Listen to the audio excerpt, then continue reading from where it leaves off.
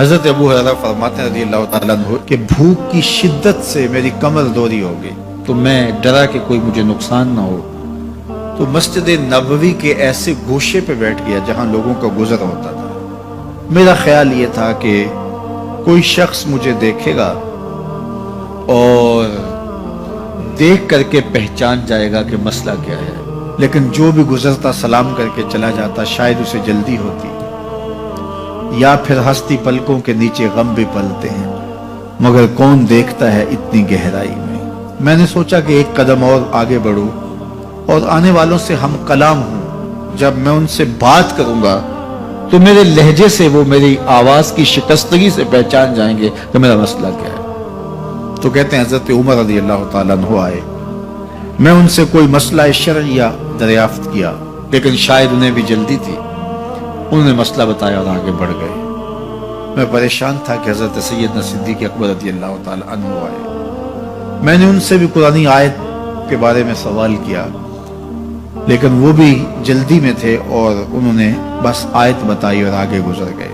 تو فرماتے ہیں کہ میں ایک عجیب کیفیت میں مبتلا بیٹھا تھا کہ ایک جانب سے روشنی اٹھی اور دل و قلب و نگاہ کا مرشد اولین آ گیا۔ تو کہتے ہیں حضور آ گئے، تو چونکہ میری عادت بنی ہوئی تھی کہ میں ہر آنے والے سے مسئلہ ہی پوچھ رہا تھا، تو میں نے حضور سے بھی مسئلہ پوچھ لیا۔ تو حضور نے میری جانب دیکھا اور پھر زیر لب مسکراتے ہوئے بولے، ابو ہریرہ بھوک لگی ہوئی ہے؟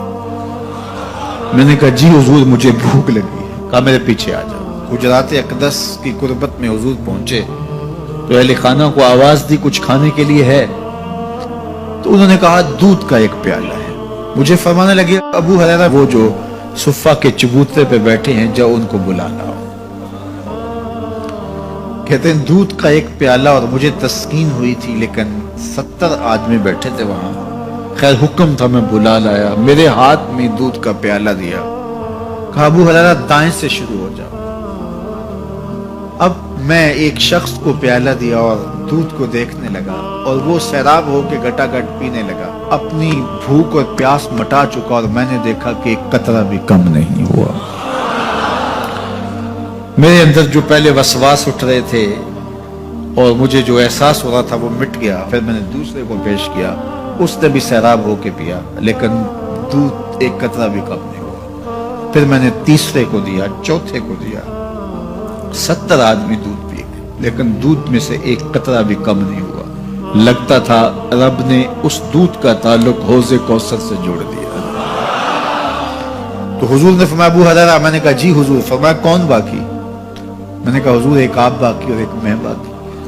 تو فرمایا اب تم پیو۔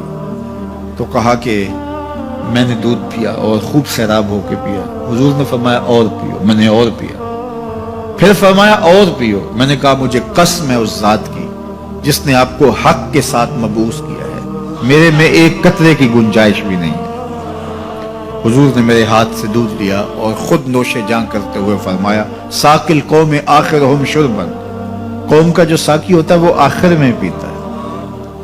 تو دودھ کا ایک پیالہ 72 لوگوں کے لیے کافی ہو گیا۔ یہ صحیح حدیث کے اندر حضور کا معجزہ موجود ہے، آپ نے بارہا علماء سے سنا۔ لیکن اس تربیتی عمل سے بھی کبھی غافل نہ ہونا کہ 2 جہاں کا سردار ہے اور 71 آدمیوں کا جوٹا نوش جاں کر رہا ہے۔ آج جب دولت پھیل رہی ہے، لوگوں کے پاس وسائل زیادہ ہوتے چلے جا رہے ہیں، تو ان کو ایک دوسرے سے گھن آنا شروع ہوتی ہے، برتن الگ ہوتے چلے جاتے ہیں۔ اسی زمانے میں تمام افراد ایک ہی برتن میں بیٹھ کے کھاتے تھے۔ پہلے یہ ہوتا تھا ایک گلی میں 2 امیر رہتے تھے، 4 غریب رہتے تھے، 2-3 مخیر حضرات اور جو ہے وہ کچھ متوسط لوگ رہتے تھے، اور ایک چھوٹا سا کنبہ اور قبیلہ ہوتا تھا، اور وہ ایک دوسرے کی ضرورتوں کا خیال رکھتے تھے۔ پیسے زیادہ آ گئے تو اب امیروں کو اس گلی سے گھن آنے لگی، تو وہ وہاں سے نقل مکانی کر گئے، انہیں وہاں رہنا اچھا نہیں لگتا۔ یہ بات ذہن میں رکھیے گا کہ ہمارے دین نے ہمیں ایک دوسرے کے دکھ بانٹنے کی تلقین کی ہے، ایک دوسرے کے قریب ہو کے رہیں اور ان کی ضرورتوں کا خیال رکھیں۔ اپنی استطاعت کے مطابق کسی کی عزت نفس کو نقصان پہنچائے بغیر، شہرت، ریا اور کسی اس طرح کی مرض کو اپنے قریب جو ہے وہ نہ آنے دیں، اور لوگوں کی اس مخفی انداز سے مدد کریں کہ ان کی ضروریات پوری ہوں۔ بلکہ میرے حضور نے ارشاد فرمایا، جس شخص نے صدقہ کیا اور اتنے مخفی انداز میں کیا کہ جو دائیں نے خرچ کیا بائیں کو خبر نہیں ہوئی، جب بائیں کو خبر نہیں ہوئی تو ہمسائے کو خبر کیسے ہوگی؟ لیکن یہاں تو 7 اخباروں میں خبر چھپتی ہے کہ فلاں صاحب نے فلاں غریب کی بیٹی کی شادی کی ہے۔ ذرا سوچ، اگر یہاں تیری بیٹی کھڑی ہوتی تو تیرا روح سخن کیا ہوتا۔ لوگوں کی غربت کا مذاق نہ اڑاؤ، لوگوں کے جذبات سے کھیلو نہ۔ اللہ نے اگر آپ کو کچھ عطا کیا ہے تو پھر لوگوں کی ضرورتوں کو پورا کرو، لیکن ان کے جذبات سے مت کھیلو اور لوگوں کی ضرورتوں کا پورا خیال رکھو۔